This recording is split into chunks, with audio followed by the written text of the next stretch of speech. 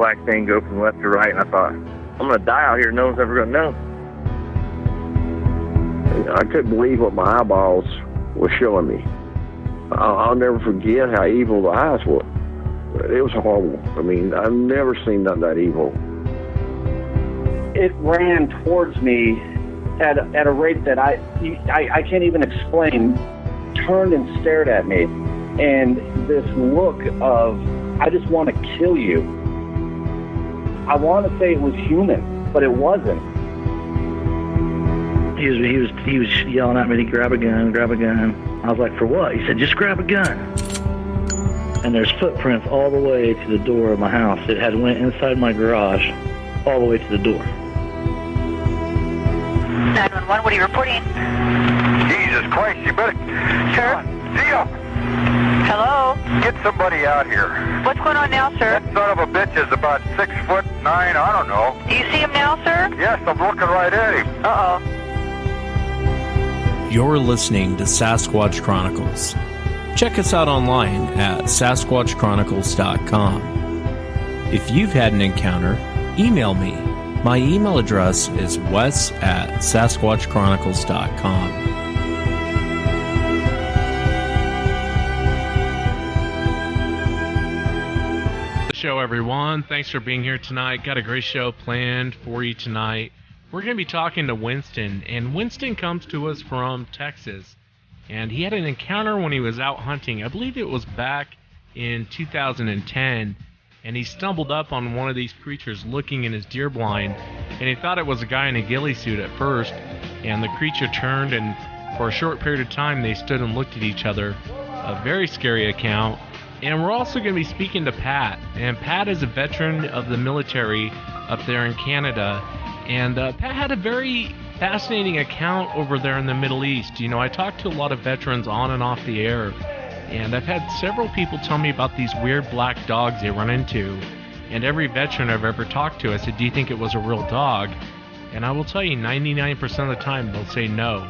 Jet black dog, very large, seems to show up out of nowhere, and seems to leave as quickly as it shows up. And Pat will also be sharing some Sasquatch encounters with us up there in Ontario, including one when he was on a military base. If you've had an encounter and you'd like to be on the show, shoot me an email. My email address is wes@sasquatchchronicles.com. And if you get a chance to check out sasquatchchronicles.com, you can become a member and get additional shows. Let's jump into it tonight. I want to welcome Winston to the show. Winston, thanks for coming on. No, thank you. Yeah, I appreciate you being here. And I know you had quite the encounter down there in Texas. If you would, just kind of start from the beginning. Kind of tell us what you were doing and what happened.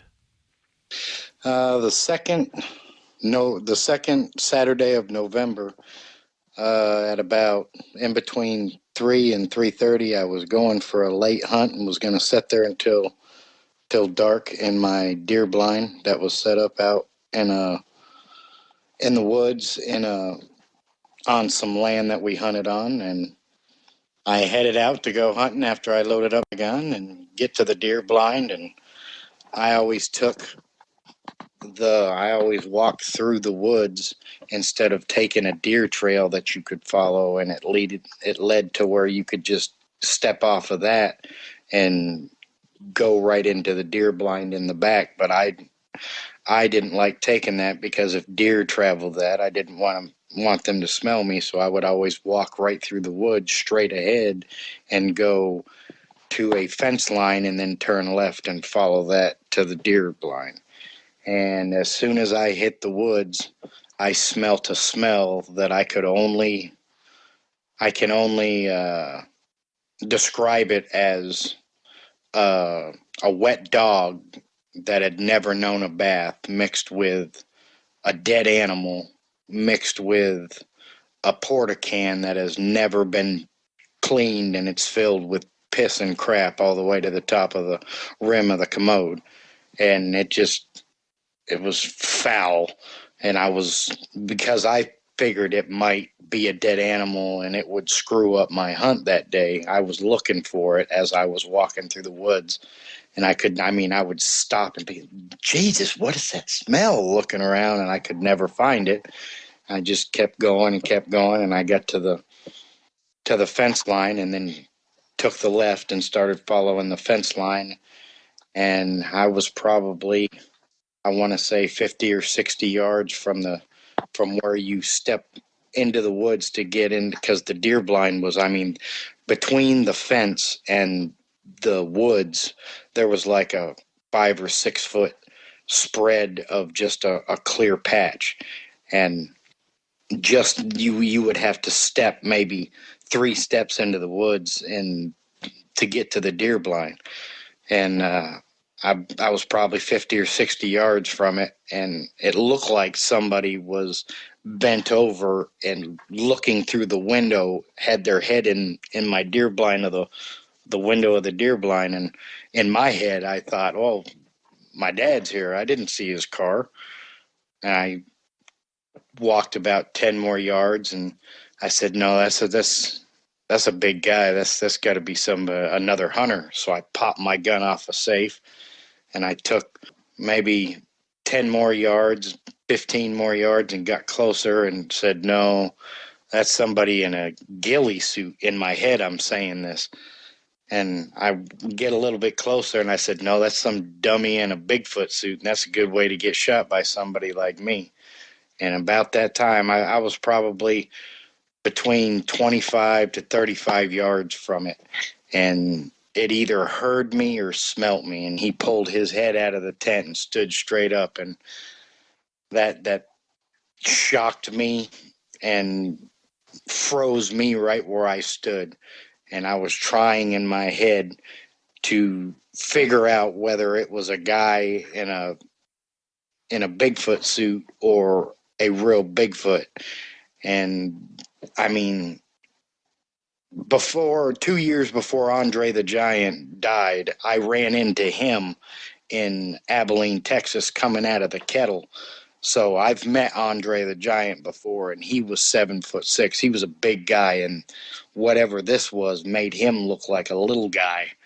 So they don't make people that big, and I could see the muscles underneath its fur flexing and working. I could see, any time it breathed, I could see underneath its fur moving. So I knew deadgum well it wasn't somebody in a suit. That was something real. That was a real creature. And we probably stared at each other for what seemed like forever to me, but it was probably about 10, 15 seconds, and I didn't move. I was frozen. So it stomped the ground and did a grunt growl like, "Urgh." And when it did that, I bet you I jumped about a foot in the air, but I stayed frozen in fright and fear. And when it did that, from the distance it was away, the only way I can describe this is like a lion. When it roars, you can feel it reverberate in your body, in your chest, and that's what it did. And it kept me frozen in fright, and I didn't move, so it just turned around and walked away from me and literally stepped over a barbed wire fence, just pushed it down a little bit with its hand and looked back over its shoulder at me, kind of like the Patty did in the Patterson-Gimlin footage. And then it walked across a field, and halfway across a field, it looked back again at me. And when it got to the other side, there was another barbed wire fence, but there was trees going across that one, and it stepped over that barbed wire fence between a couple of trees that was maybe 5 or 6 inches in diameter. And when it reached up to use that as a brace, kind of like a human would, but instead of grabbing it like a human would with its thumb upwards, it didn't wrap its thumb around the tree like a monkey. It reached up and had the thumb pointing down, and with all of its fingers, thumb and all, it grabbed the tree, looked back at me, and stepped into the woods. And it was like it disappeared, like it was magic. It just vanished, and I didn't smell it no more, nothing. Yeah, that's terrifying, man. That's terrifying to be that close with something so big. And what did you think before we talk about, descriptions and everything? What did you think about the whole topic of Sasquatch prior to this?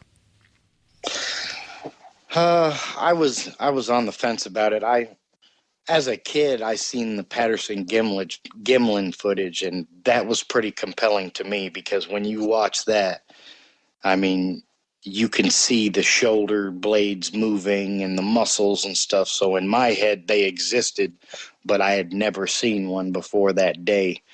And that was the turning point. I am no longer a believer. I am a knower of, of Bigfoot. Yeah, I hear you. Well, if you would, for the audience listening, can you kind of describe when he turned and looked at you? Can you kind of describe for the audience what you saw? Oh yeah, we stood and looked at each other without any woods or anything in between us for at least 15 seconds. I can tell you exactly what he looks like. Their face. I want to say the Harry and the Hendersons Bigfoot is close, but it's not exact. Their their face isn't as monkey looking as Harry's face. They look more Neanderthal. It had a beard like a man. It had a mustache, but what it didn't have was a round head. It had a cone shaped head like a gorilla's, and its shoulder muscles that connect to the bottom of our neck doesn't connect to the bottom of their neck. It connects to the back of their skulls like a gorilla, so it makes it look like it don't have a neck. And this thing was jacked like Arnold Schwarzenegger. I mean, you could see the muscles underneath and the sheer body mass of this thing. I mean, I'm a 5'8", 5'9" guy, and I weigh about 155 to 165 pounds. And I mean, this thing's legs were as big as my torso or bigger. I mean, this thing was huge. It was, I work commercial construction too, so it was at least between 9 and 12 feet tall, somewhere in there. I mean, it was a big guy. And yes, it was a guy. I could see its genitals through the fur. When it walked away, I could see its muscles moving. I could literally see when it stepped and walked. I could see the mid tarsal break in its foot, halfway up its foot. It like your toes bend when you step. Its foot in the middle of its foot bends. Did the expression on the face change? Obviously, when it grunted, but as you were looking. Oh yeah, you could tell that it was startled at first when it looked at me, but it tried to present itself as it wasn't afraid, and it scowled at me a little bit, and I didn't move. So it stomped the ground and growled at me. And when it did, I mean, it had an evil look on its face when it did. I almost bolted, but I figured like an animal, it might make it chase you, so I didn't. I just stayed frozen. Its color was a reddish brown like an orangutan on its back, and on its shoulders it was a little bit darker like a blackish color. Its arms long, and they go to like their knees, man. Their arms are long. Yeah, one question I want to ask you, and I don't mean to gross the audience out, but as far as its sexual member, a lot of times when you look at like gorillas, they're tiny. Especially in the men, you'd think they'd be a lot bigger on like a gorilla or something like that, but they're not. And I was just curious, would you say it's equal to like, I know this sounds like a weird question, so forgive me. Would you say it's like equal to like a man, or would you say it was smaller, or would you say it was bigger? There's a lot of hair down there, so I would say it was at least in between the size of a human's and a gorilla's to the same like ours would be. I mean, it's right around in between, either in between or the same size. There was a lot of hair, so you can't really tell, but it sure as heck wasn't gorilla size. Yeah, gorillas are tiny genitals because the females are way smaller. Yeah, and I was just, I don't mean to go off on that. It's just curious when people actually see the genitals. I'm curious on what people are seeing. I don't know why. Maybe because when I see like a gorilla, anyway, I'll change the topic. It's all right. It makes you wonder, do you think it was your deer blind set up for a long period of time, or had you just put it up? Oh no, it had been set up for since September. We always set our deer blinds up prior to the hunt so the animals get used to them. And actually 2 days prior, I was in the blind, and around 10 o'clock in the morning, a buck was chasing a doe. They were coming towards the fence line that I walked down. There was a spot in the field where the deer, we set it up there because you could get a shot at deer coming over the deer blind. And I thought to myself, when this buck jumps over this fence, I'm going to plug him. And the doe jumped over the fence. And as soon as it hit this side of the fence, it immediately jumped to the right over that fence that the Sasquatch through the trees jumped through. And the buck come over chasing her. But as soon as his front hooves touched the ground, I mean, he immediately jumped back over the fence line and took off. And I unzipped the tent and got out to get a shot because I seen him stop. And I pulled up my gun to get a shot. But when I did, I was looking at him, and he wasn't looking at me. It was looking past me. So I literally just put my gun down and turned around and was trying to figure out what the hell spooked it. But I could never see it. And to this day, I think that Sasquatch was there watching, but I never could see him. Yeah, the behavior is really fascinating to me. It's almost like this thing was curious to see if you were in that little deer blind or not, yeah. And he wasn't paying attention to his surroundings. Yeah, a couple of days after that, when I walked up on it, I think that it was checking to see if I was in there, and I wasn't in there, so it stuck its head. I'm just speculating this, but being curious, I think once it realized that I wasn't in there, it stuck his head in there and was looking to see what was in there, because we left candy bars and stuff in there. The creature too, it didn't attack. How it was almost like a warning, like you see guys in bars that want to pick a fight, they always puff their chest out, and they usually tend to run their mouths, but they're the last guys to do anything.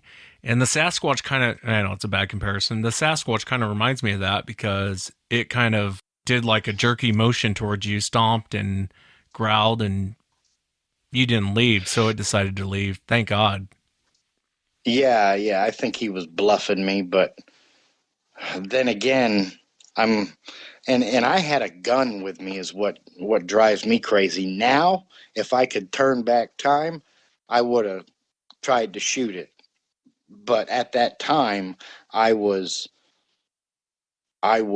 trying to go through my head, trying to figure out whether it was a person, because it looked so human-like in the face, or whether it was a creature. But, I mean, now I know, and it's not like I want to go out and kill the species, but we have, since that time, I have really gotten into watching Sasquatch documentaries and stuff. And I mean, it's like we have DNA evidence that they won't recognize because it's so human-like. We have hair that they won't recognize. We have footprints that they won't acknowledge. We have hair samples that they won't acknowledge. And to me, what we need, the only way you're going to get them to believe anything is if you bring one down to validate the species. Yeah, I tend to agree with you on that, if you can get it in, but I tend to agree with you. I think that one should be shot, and I think that in a safe way, and I mean safe for you, not for it. And I think with, like Grover Krantz, the late Grover Krantz, his whole take was one should be shot and brought in.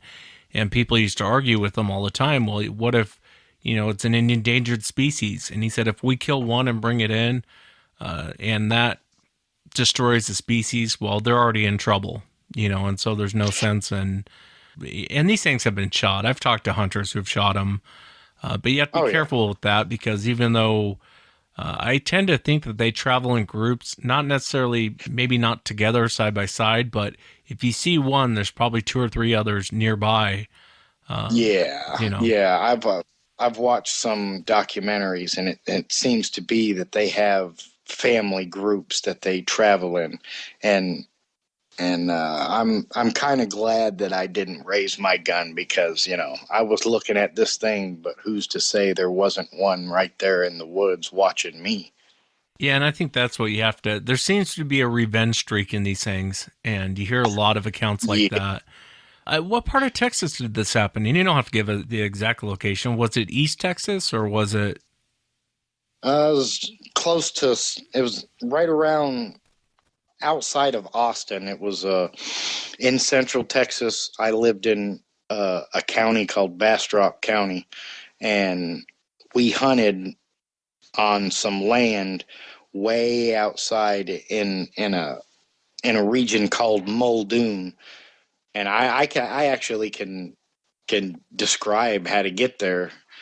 You go down the highway that, if you're leaving Smithville, where the new high school was built, and you're going, I guess, towards San Antonio region south, you hit this road called Zappalac Road, and you turn on that, and you drive down that until it turns dirt road. And then there was another dirt road called Jones Road, and we would turn left on that and go all the way down until that road ends, and on the right there was land. I mean, you're so far out that and it's rural that I mean, you're literally in the woods. Did you ever go back hunting after this incident? Did you ever go back to that area? No, I didn't. Not only not go back to that area, I stopped hunting. I hunted since I was a kid. Like, my dad took me hunting since I was 5 years old, and that day, that was the end of my hunting. I haven't hunted since. I gave the woods to the master of the woods. Yeah, it kind of turns your world upside down, doesn't it? Yeah, I didn't even go back and get the blind. I mean, that was it. We left it. My dad was pissed too, boy. He was like, "You didn't go get that blind?" No. Why not? Because I never told him that I ran into it. But I was just, no, I'll get another one. I never went back and got it. Yeah, I hear ya. What do you think that they are? What's your opinion, Winston, as far as what these things are?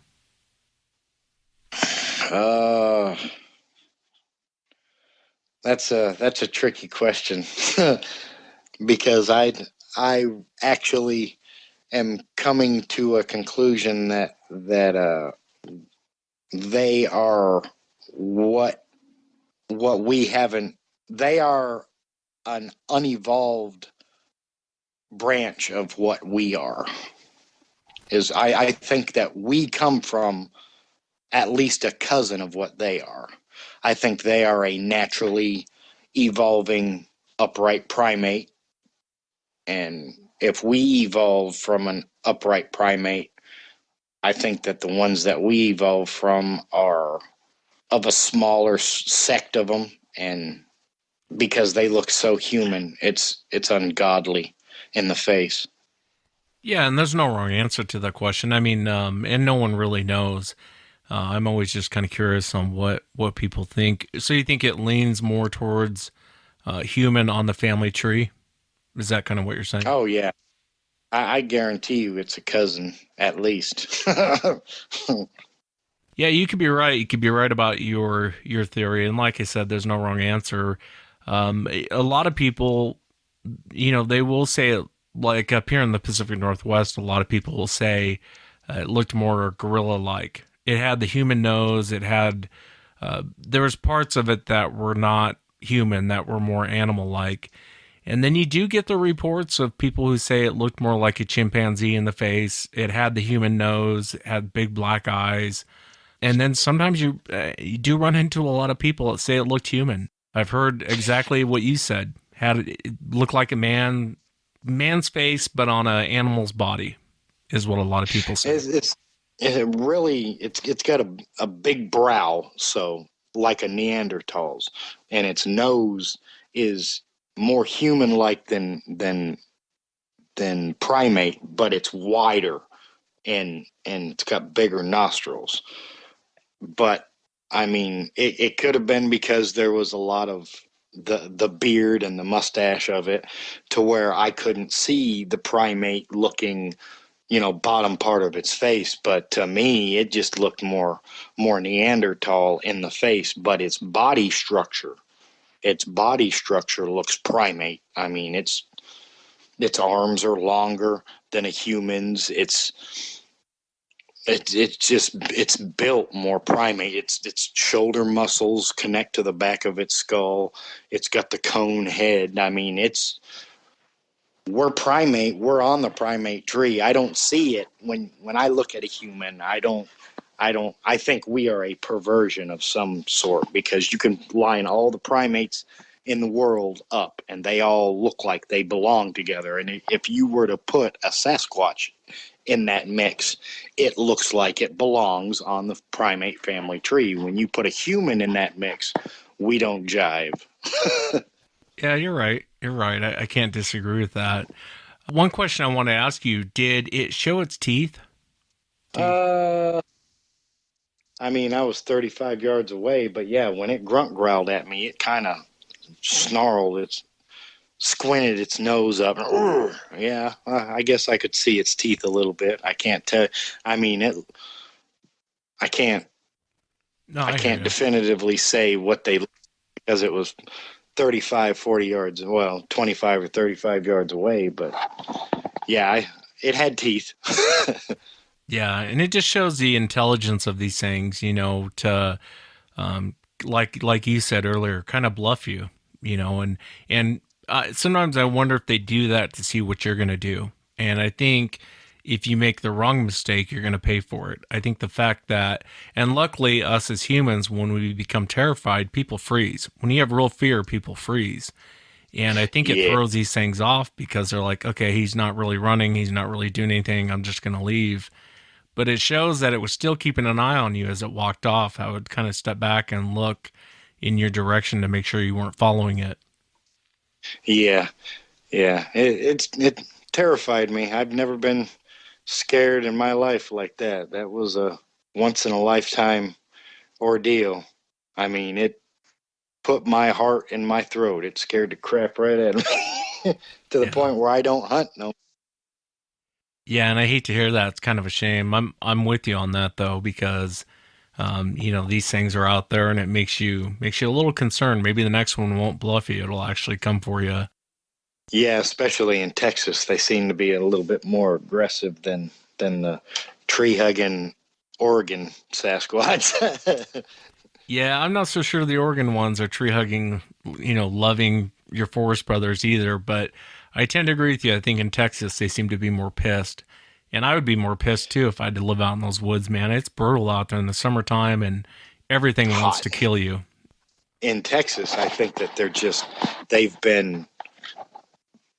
been pushed out of their habitat so much because the population of humans are growing that they're having to rely on living in swamps and way away from way out in the middle of nowhere. And I think they end up interbreeding. That's why you see some in Texas that have 3 toes and messed up feet and stuff. But that's just a speculation from the observations of the documentaries that I've seen since my encounter. Yeah, I hear you. Well, I appreciate it, Winston. I mean, it was quite the encounter, and when you're toe to toe with one of these things, it's an eye opener. It'll turn your world upside down. But I really appreciate you coming on and sharing what happened to you. Oh yeah, for the first I want to say for the first year and a half to 2 years, I wouldn't tell anybody about it. But now, I mean, I've gotten to the point where I'm not afraid to tell the truth about what I saw. I mean, I know what I saw. I've been hunting since I was a little kid, and I'm not going to lie about it.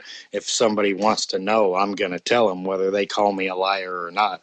Well, you think I'm a liar? You go out in the woods, and a lot of people tell me, they don't exist.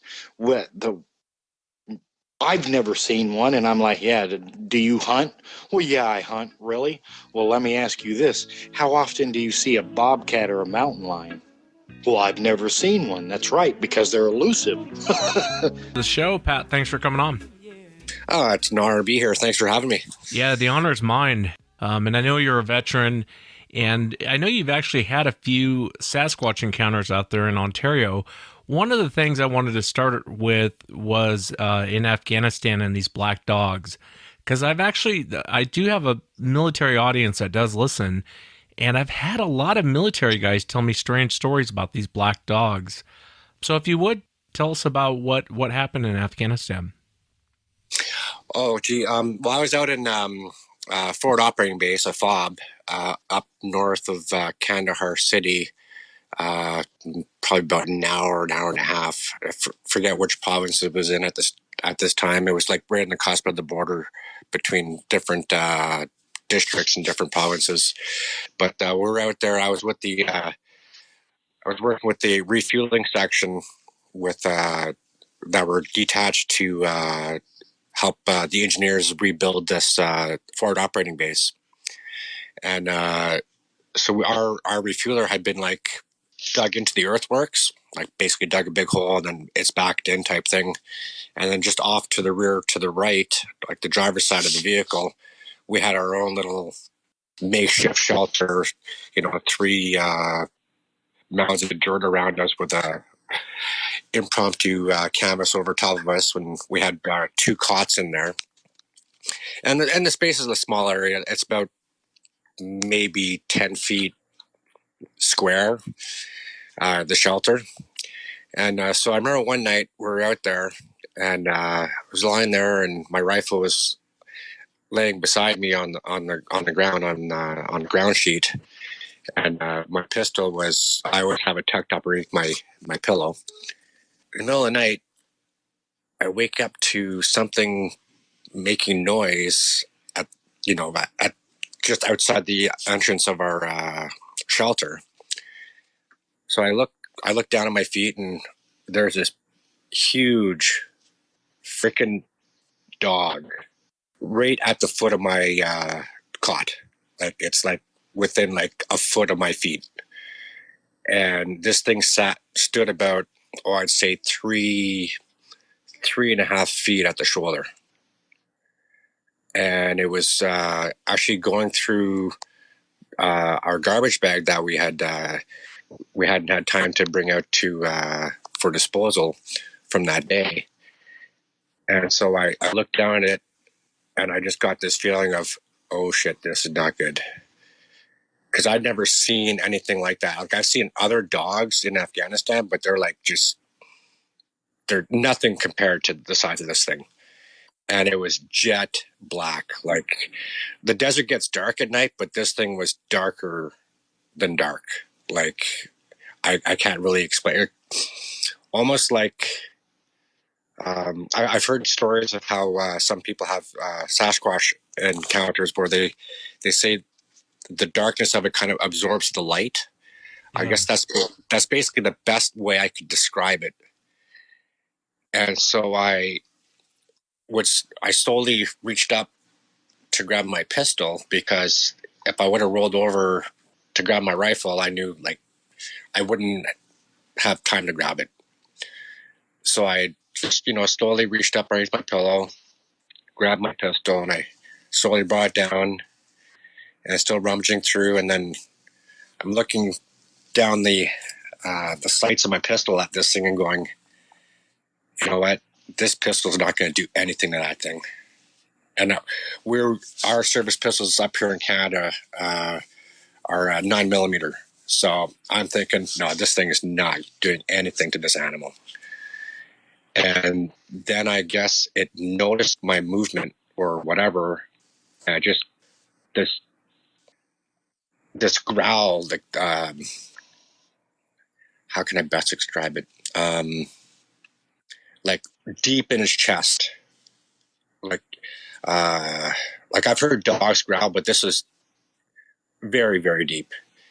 And then I saw the flash of white teeth, and I'm like, how the hell is this possible? Like, this thing is so black, it's pitch black outside. How the hell am I seeing its teeth? Like, and like, they weren't small teeth at all either. And so, yeah, so I just kind of like put my pistol down. I'm like, you know what? I'm done. Like, if this thing wants me, it's got me. There's nothing I can do. And my fire team partner, in the States, you guys call it battle buddies. They're laying on the cot beside me about 4 feet to my side, and they were fast asleep. They didn't even know what the hell was going on. I'm thinking, oh man, like, we're done. And we're in the middle of the working area, and we have all around defense on this fob, and we also had like observation posts set up around the area on high ground. So I don't know how the hell this thing got into the fob. It was crazy. So what did you do next? I just laid there and I looked at it, and then I closed my eyes, and I was just praying.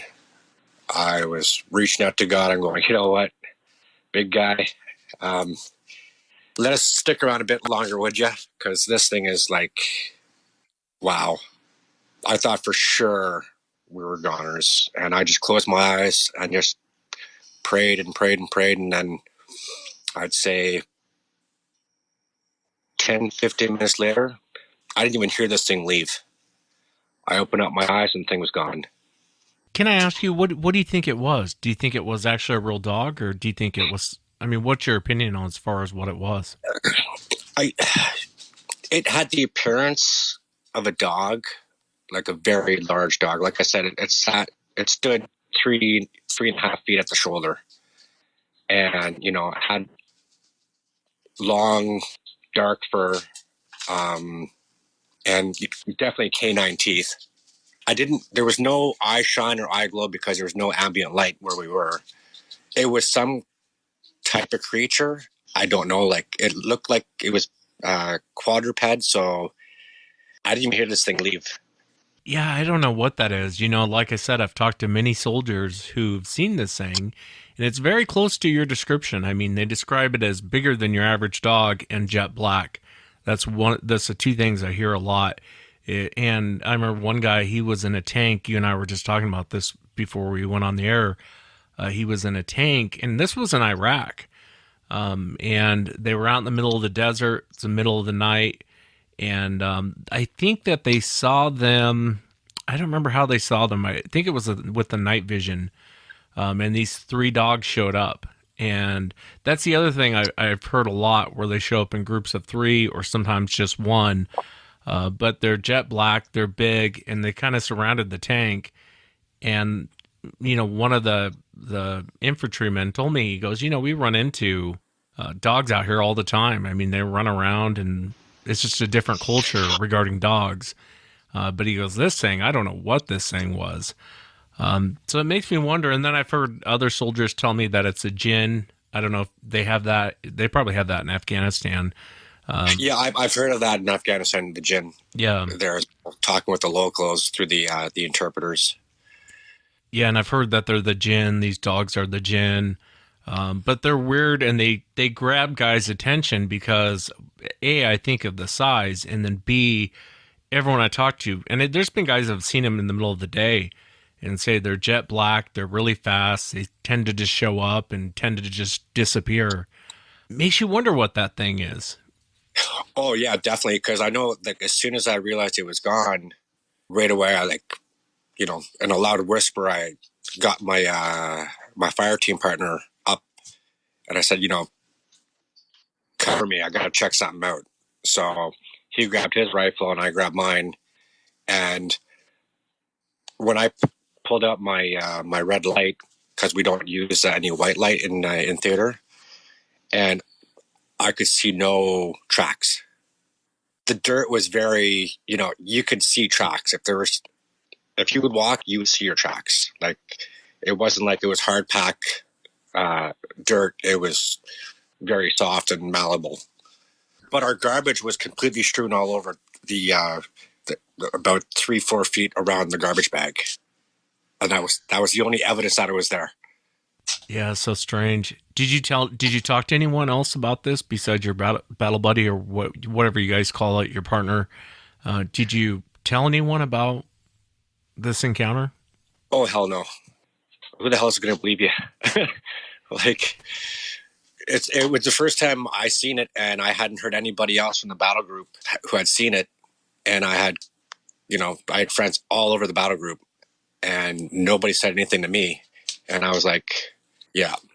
Yeah, it is fascinating. I'd love to know what it is because, like I said, I've talked to 24 veterans that have seen it. And every time I ask them, do you think it was a real dog? Just a big dog you ran into.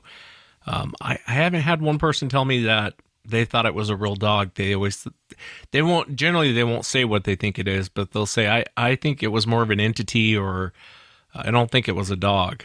And it's weird it takes that form over there as a dog. Cause I don't think I've ever heard anyone say something like that. I mean, we have dog men and that sort of thing. I'll get reports of that, but this sounds like a hybrid dog spirit entity that just seems to show up. Oh, this thing was on all fours. Like, it did not walk bipedally. It was on all fours. Like I said, at the shoulder, it was 3.5 feet tall. And then, probably tapered off maybe 4 or 5 inches towards the rear haunch. Can I ask you, was there anything else you saw over in Afghanistan that was just odd? I know it's kind of a weird question, but was there anything else that you saw over there that stood out to you? Not really. Not that comes to mind. I probably, after I get off the phone with you, I'll probably think of something. But yeah. No, off the top of my mind, that's the only thing that really stood out for me. Like, I was completely flabbergasted by this thing. Like, it was, wow, just crazy. Yeah, I hear you. I would have been too. It's strange that it left physical evidence. And I've heard that too. Not so much tracks, but, getting into garbage or doing what you would think a dog would do. But again, everyone I've talked to doesn't think it's a physical dog. Well, that's the thing, right? Like, I'm thinking, okay, well, it went through the garbage. Why are there no damn tracks? There was nothing. Just our boot prints from the night before. It's so strange.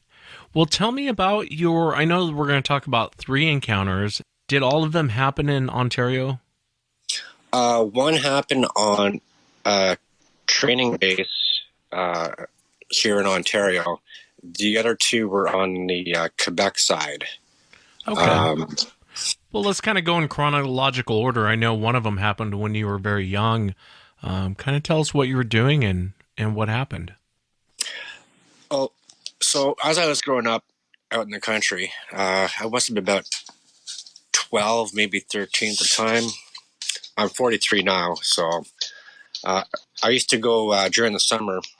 I used to go pick dew worms up in the farmers' fields up on the other side of the Canadian Shield. Like, that's worn down mountains in the eastern part of Canada. So I was going up and over this one, quote unquote mountain to go to the farmer's field on the other side, because I'd pick the dew worms and I'd sell them on the side of the road for people coming in and out, going fishing and whatnot. So I was on my way up and I heard, like, I noticed everything was like just really quiet. And then I heard like this really, really weird sound. Like, it was like, I don't know if you've had anybody relate this sound to you. It was like, how does it go? It's like a pew, pew, that kind of sound, but more elongated, like a pew type thing. It sounded really weird. And I was like, what the hell is that? So then I got this sense of like, I had to hide. Like, I had to like find cover. And so there just happened to be a down log right there, and crouched down behind it. And then within 10, 15 minutes, the feeling completely subsided. And I just turned around and went back home. So I know that there's been reports of UFOs up in that area. I've been told Sasquatch are up in that area. So I don't know what it could have been. Yeah, it's strange. I know sometimes with a lot of Sasquatch encounters, you'll hear people say, what I heard was kind of mechanical. Yeah, that's it. Yeah, mechanical. Yeah, and you'll hear that a lot. I've heard that here mainly in the States a lot, where eyewitnesses will say, yeah, it didn't sound, it sounded mechanical. It didn't sound like an animal. And the longer they stick around, the more it turns into like a roar or a scream or something like that. But a lot of people say mechanical. That's fascinating. How old were you when that happened? I was about 12 or 13. And you know what? Mechanical sounds like the best description, because it was almost like a computerized mechanical type sound. Like, I don't know, like it. And at the time, I'm 12 years old, so that's like 30 years ago. So, you didn't really have anything except for your, Sony Discman, or not even a Sony Discman. You had your little Walkman or your little ghetto blaster, but, nothing out in the bush is going to make that noise. And that bush it's mixed forest, but it's mainly coniferous. So a lot of pines, a lot of cedar. It's strange that you get that fear of you had to hide. That's kind of a telling sign right there, as opposed to just hearing some weird mechanical noise and going about your business. How many years later did your second encounter happen?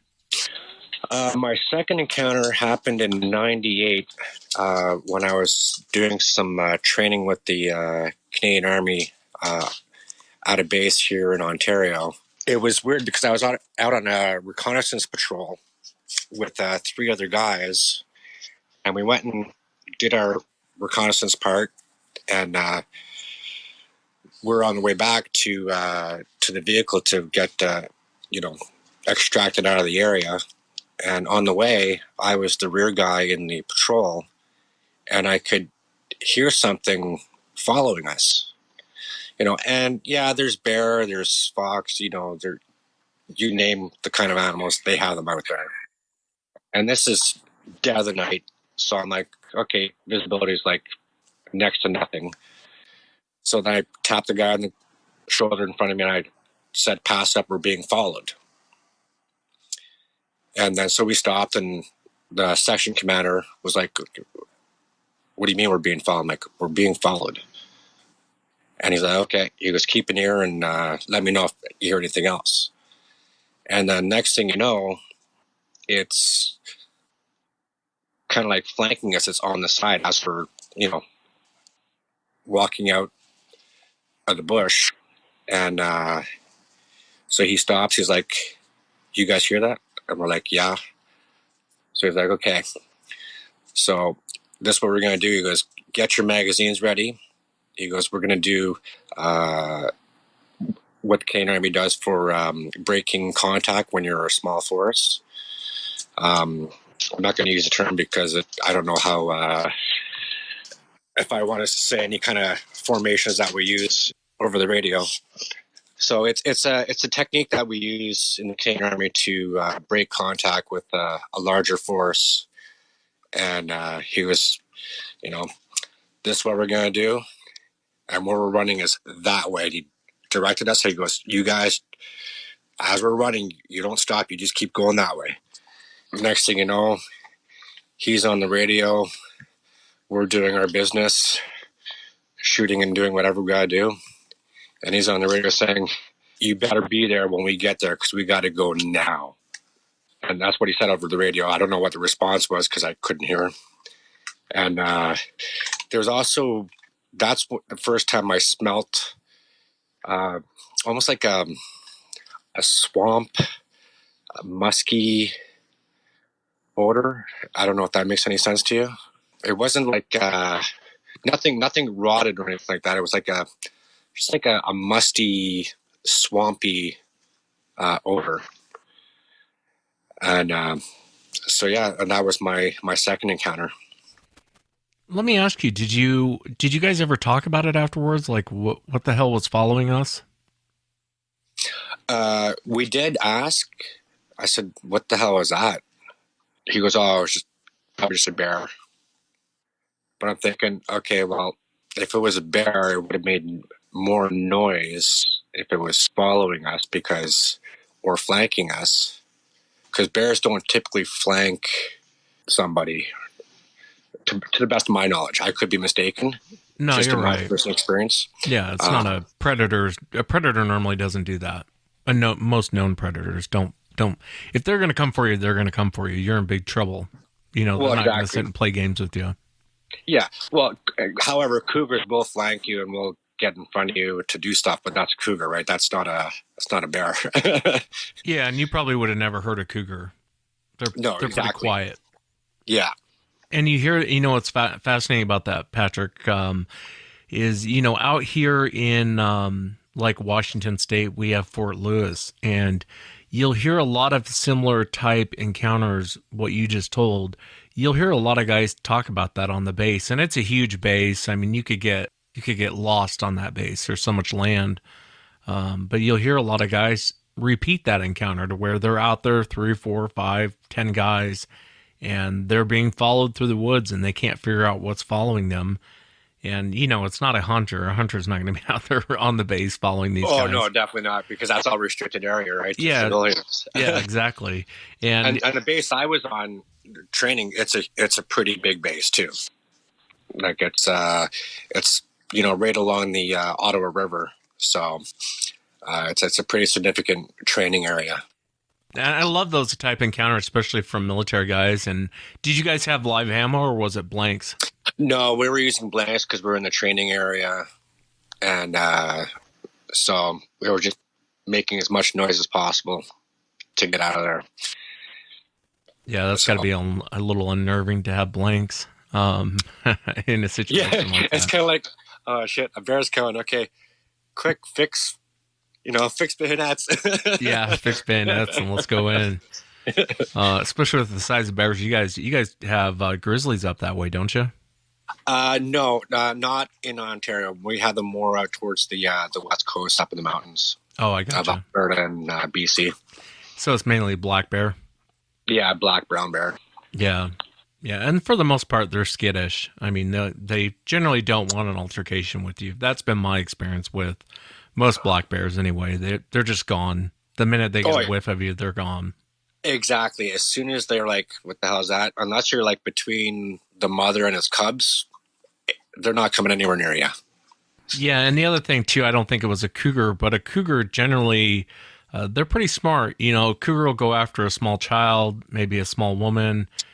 Several guys hiking through the woods, I don't see a cougar picking that fight. They're too smart for that. Well, exactly, right? And like their night sight is, superior to ours to begin with. So they can see there's 4 grown men, it's not going to really be able to pick off all of us at once without getting hurt itself, because no predator is going to put itself in a position there that they may get injured, because that's certain death in the wild. Yeah, I agree with you. Well, tell me about your last encounter. When did this happen, Pat? So the last one was 98. And when was this next one? This last one was about, I'd say about 3 years ago, give or take. I was camping on an island I usually go to. It's deep water all around. There's a small island not too far off the northern tip of it. If you're wearing water shoes, you could probably traverse it, but it's pretty rocky and whatnot, and weedy and whatnot. So I usually go camping out there, and I've been going camping there for over 20 years. And so I got a nice little niched out area there and landscaped it and terraformed it just the way I like it. And I've gone there with, my dog countless times, gone there with, my brothers camping, friends camping. And then a few years ago, I had my 2 dogs. I have 2 Belgian Malinois. And the youngest one, I was sitting by the fire, just, drinking my beer and having a smoke. And then I'm like, okay, well, I'm going to get up and go grab another beer. And as I stand up, my youngest, he gets up. He just automatically, his ears go right up, right back on his head, and just like very, very deep growl and a snarl. And then just a very deep bark. And for him to do that, it's unheard of. He's not that type of dog to do that. So I'm like, what is it? What is it, Buster? And I'm like, what do you see, buddy? So I'm looking through, and on the other side, I keep a propane lantern lit in my camping area, but it's just on low light just so I can see to go back and forth to the tent, to the fire pit. And on the far side of my campsite, I see this really big, dark silhouette, but it's just at the edge of the light, just outside the light. And I'm like, what the hell is that? And so my machete was, stuck in a log beside my tent. So I picked that up, so I grabbed that, and that again, I got that fear of something's not right. Like this doesn't felt very, very uneasy. And for me to sleep with a weapon in my tent on that island is unheard of. Like, I never do it. But I tell you, that night I slept with my machete right by my side. Like, I had that much, fear, I guess you could say. Did your dog stop kind of growling after a while, or do you think the thing was around whatever was outside your campsite? Do you think it was there for a while?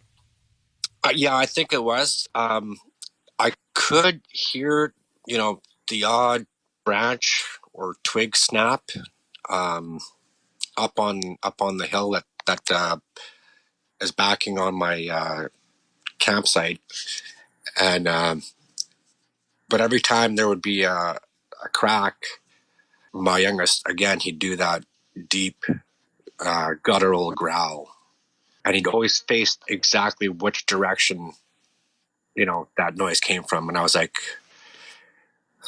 oh man, this is not good. Because up here in Canada, we don't have concealed carry or open carry, so we don't really go camping with weapons at all up here, unless it's like a machete or a knife. Yeah, that's a little terrifying, to be honest. Yeah, especially when you see something that, and I'd say this shadow was about, easily 7.5 feet high. Was it the silhouette of like a man, or was it, what, when you say silhouette, what? It was like a humanoid silhouette, I guess a man, I could see the outline of the shoulders, but it was just really dark. And like I said, just outside the light, I could just see enough, but I just couldn't see enough to get any real detail. I get you. I understand. And so I'm assuming whatever this creature left after a period of time? Yeah, it must have, because, because back that way that's where I have my chemical toilet set up. So it's a pretty cleared out area. So it could have turned around and walked out, and I wouldn't even heard it. Did you leave the next day? Were you like, let's go, Buster, let's get the hell out of here? Oh, yeah. Yeah, I would have too. I'm like, camping trips over, boys. Yeah. Copper, Buster, get in the canoe. Let's go. Yeah, I hear you. Have you been back to that area since this happened? I have. And nothing felt weird after that. It was just that one night. It was really weird, and that's the first time I felt like that on the island, like I was being watched. That there was another presence there on the island. I hear you. Well, one question I want to ask you, and I ask everyone, what do you think Sasquatch is? What's your own personal opinion? See, I thought I'd come up with this really cool answer to that question because I listen to your podcast all the time, but I really don't know. I think it is a creature. I'd say maybe a cross between like a primate and a human, just because of the stature, the way it stands up. Even gorillas, primates, they don't, walk around forever on 2 feet. They do walk on 2 feet, mind you, but not for a long period of time. I hear you. And so you think it's more of probably an animal? Is that kind of what you mean when you say that, or? Yeah, an animal. Yeah, just an animal that we haven't yet discovered, or we have no proof of yet. We've discovered them, just no proof. Yeah, no, I understand. Well, be careful while you're out there, man, going to that island. It doesn't sound like it really wanted any sort of altercation with you. And you hear a lot of accounts like that. I mean, I've had many on the show. I've talked to many off the air. Very similar type encounters where it's just outside of the light. You can't quite make out facial details. You can't quite it looks, like you said, humanoid and large. And they tend to, almost like a stalker, like stalk you while you're at a campsite. They're going to sit and watch you. Yeah, almost. It's almost like they're curious, like, what the hell are you doing over there type thing. Like, what are you doing in my bush type thing, Yeah, and I always tell people too, any dog will usually let you know when these things are around. They'll react like Buster reacted. I mean, you take the sweetest dog on the planet, and then when these things show up, they'll freeze, they'll growl, they'll snarl, and it's out of character for a lot of dogs. But most dogs do react that way. So I know people get mad when I say take your dogs, but I would take your dogs because they'll let you know when they're in the area. Oh yeah, and any dog that if they're part of your family group, will let you know if there's anything amiss out in the out camping or out in the forest, because they're going to be protective. They're a pack animal, right? So they're going to want to protect their owner. Yeah, I agree with you. Let me know if anything else happens while you're out there, Pat. And I appreciate you coming on and sharing the different experiences throughout your life. Thank you very much. Oh, you're very welcome. I will mention, though, that I do plan on setting up some trail cams up there. I know I've heard that they tend to not show up on trail cams or something like that, but people use them as a deterrent. That's what I think I've heard over your show or other shows. What's your opinion on that? I think that they do avoid them. Why, I couldn't tell you. And the reason why I think that, a lot you'll find on people's property, and I'll tell people, buy the cheapest ones you can. The cheaper, the better. And they tend to back off when you start putting up trail cams. And again, why they do that, I don't know. Because we seem to capture everything else on a trail cam for the most part. You know what I mean? Yeah. Well, and the thing is too, like, I don't really feel threatened by it, because if it would have wanted to do something, my 2 dogs not dead to rights, so I'm not really worried about making it as a deterrent. I'm just trying to figure out a way how I could try and capture evidence of it type thing. I gotcha. Well, let me know if you get anything with the trail cams.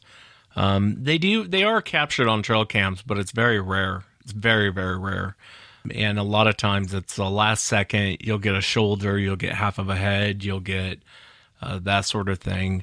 But I really do think that they avoid the trail cams. And again, I can't give you a great answer why they avoid them, but they do. Okay, well, thanks for your input there, Wes. Yeah, absolutely, Pat. It was a pleasure talking with you, man.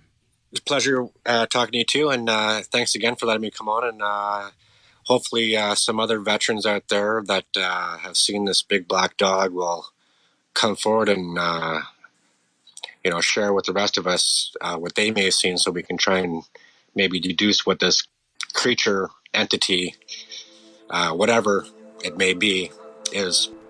Yeah, absolutely. Thanks again, Pat, for coming on. Oh, you're quite welcome, Wes. Have a great weekend. You too, Pat.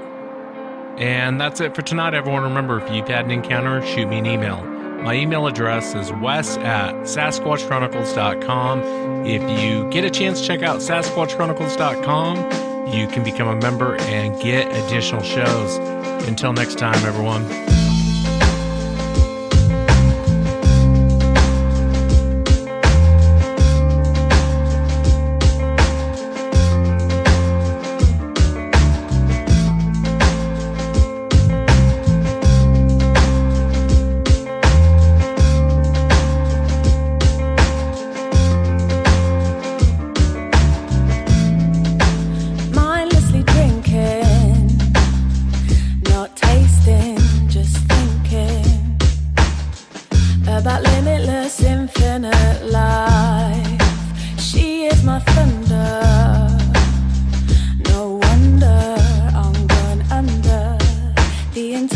intoxicating danger I like. Save me from myself, let me drown in my black lake, let me float away.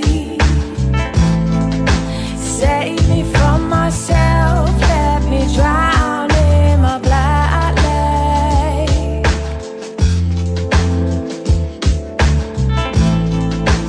Beauty is a black lake, let me sail away.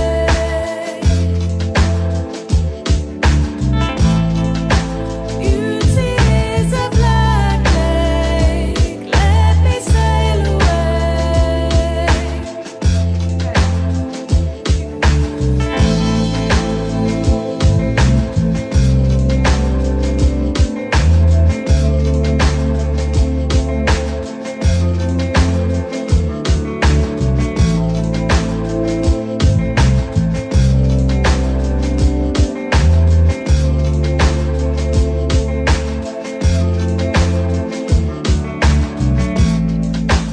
Darkness approaching, deep water keeps flowing.